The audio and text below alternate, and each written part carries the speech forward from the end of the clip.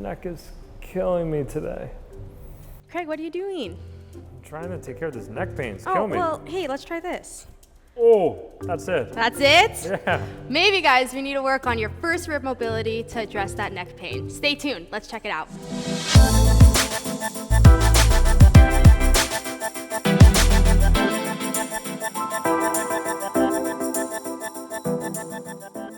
Welcome back to the channel. Dr. Craig Lindell here. Dr. Lauren Linus. Today, Lauren is going to be helping me out with first rib issues. Yeah, so a lot of times, you guys, if you have that nagging neck pain that just won't go away, let's say you get pain with like bending to the side or looking over that shoulder, even sometimes with reaching that arm overhead, it could be a result of your first rib. So actually, let's find Craig's first rib, and I want you guys at home to try to find it as well. I just so that threw it away. First rib, you just threw it away. So that first rib actually sits a lot higher up than we would expect. So here on Craig, and maybe have someone try this to you at home, or you can try it on yourself. That first rib actually sits kind of right under that upper trap muscle, and then it sits really, really close to the base of the neck. When you poke on it, does it feel kind of tender, Craig? Yeah. Kind of like that hurts so good. Yeah, so give it a try, see if you can find it on yourself.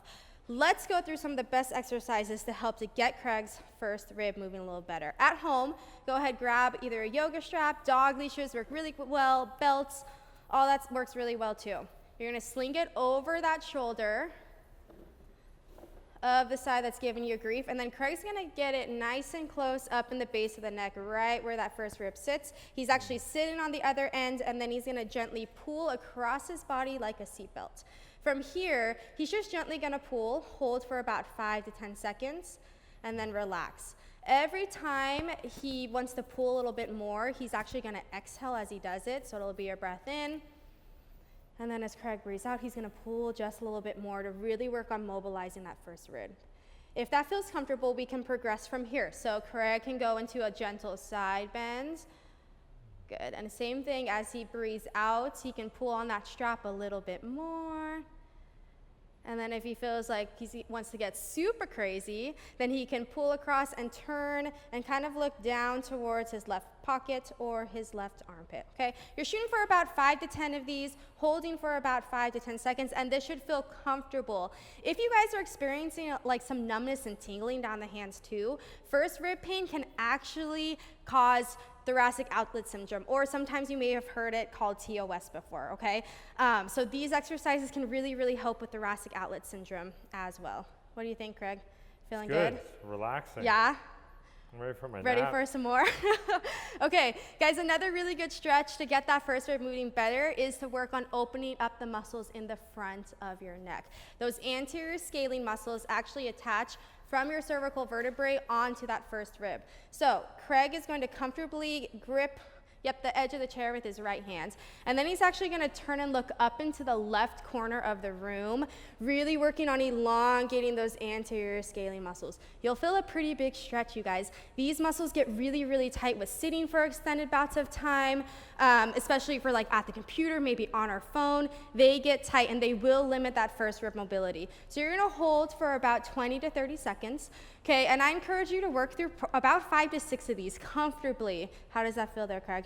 It's good. Should feel really good. Big thing to focus on, yeah. Yeah, like so big thing, we wanna make sure Craig's doing a great job too of dropping that shoulder down by holding on to something. We wanna pin that shoulder down. If Craig cheats and he doesn't have that shoulder down, then as he brings that head up and cross, that shoulder's gonna elevate. That's cheating. We don't believe in cheaters here at Prehab. So he's gonna anchor that arm down and then gently stretch those scalenes.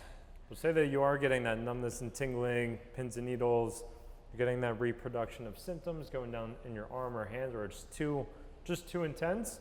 This is the first place to actually give yourself some slack. You just may need to move your head and neck just a little bit less. Yeah, so do what feels comfortable, you guys. Don't push yourself to a point where it's extremely uncomfortable. You're getting lots of numbness and tingling. Awesome. Okay, feeling good? Yeah. Let's do more. Okay, Craig's gonna go ahead and lay down on the mat. So again, sometimes that lack of first rib mobility can actually cause limitations in shoulder mobility as well. So Craig's gonna put a little lacrosse ball at home if you have one.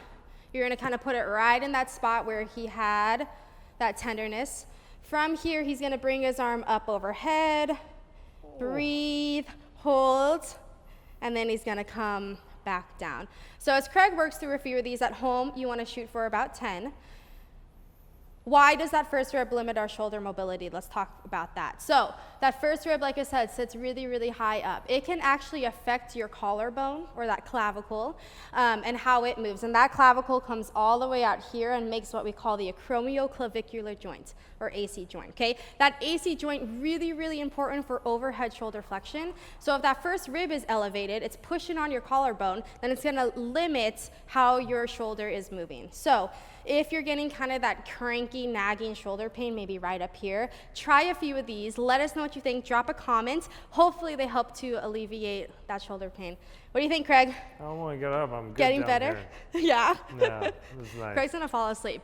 Craig, we got one more exercise. Cool. Let's I need do you it. to hang in there. Okay, last exercise, you guys. Craig's gonna come on over here to the bar.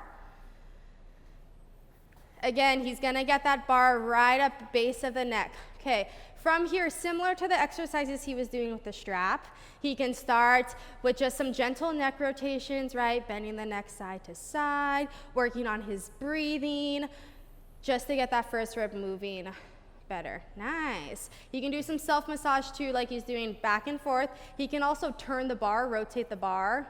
Yeah, and that feels pretty good too, just to get into that first rib and the soft tissue around the area. And then we can also work on Craig's overhead mobility here with his shoulder. So just like he was doing on the ground, he's gonna push up into the bar a little bit, bring that arm up overhead. This is gonna help with mobilizing that first rib as he comes into overhead flexion here. And again, you're gonna shoot for about 10 to 15 of these, working through what is comfortable. If you are getting significant numbness and tingling, start with some of these lower level exercises, get things moving, and then progress to these harder, higher level exercises. There's a very important vascular and nerve bundle that sits very close to that first rib. So we wanna make sure that we're giving it the TLC that it needs, and we don't want to cause any irritation to it. So you guys, give these exercises a try. Let us know what you think. Hopefully they help to get rid of that nagging neck pain that you have, or maybe that nagging shoulder pain you have. What do you think, Craig? Feel better? Feeling good. You should definitely do these. Cool. Okay, give us a like, subscribe, and we hope to see you guys next week. Craig, let's try this.